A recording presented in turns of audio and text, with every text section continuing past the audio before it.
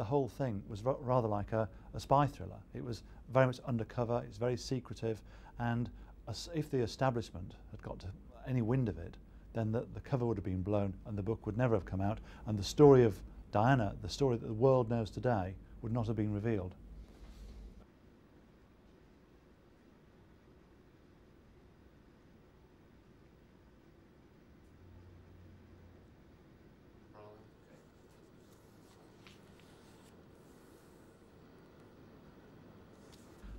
I think the intention really was just to try and tell her story so that the world could understand the real Diana.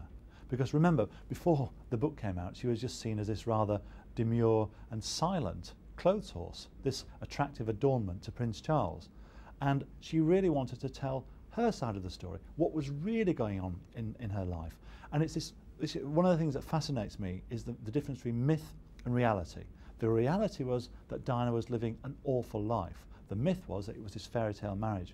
And in a way, the book exploded the fairy tale. And people had to look again at the monarchy, look again at Prince Charles, look again at Diana, and see a woman who, whilst beautiful, was also flawed, vulnerable, and desperately alone.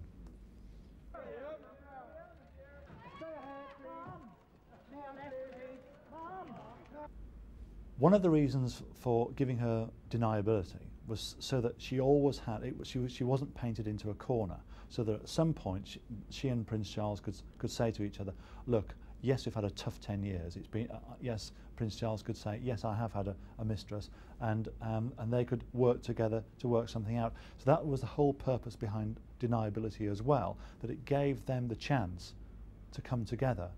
Obviously, it didn't happen, because they just realised that their differences were irreconcilable.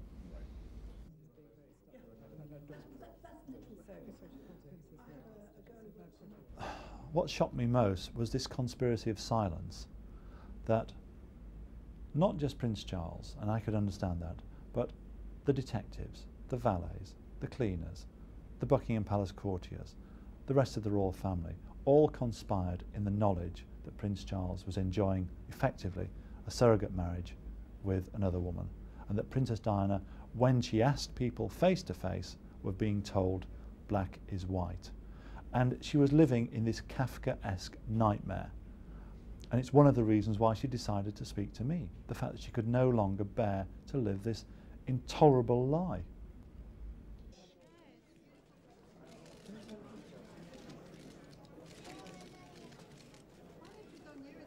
It was rather like being a fairground boxer and fighting everybody with one arm tied behind your back, because I knew the truth of the situation. People were saying, various members of Parliament were saying that I should be sent to the Tower of London, you know, and I was getting all kinds of nasty letters, and it was a very difficult time.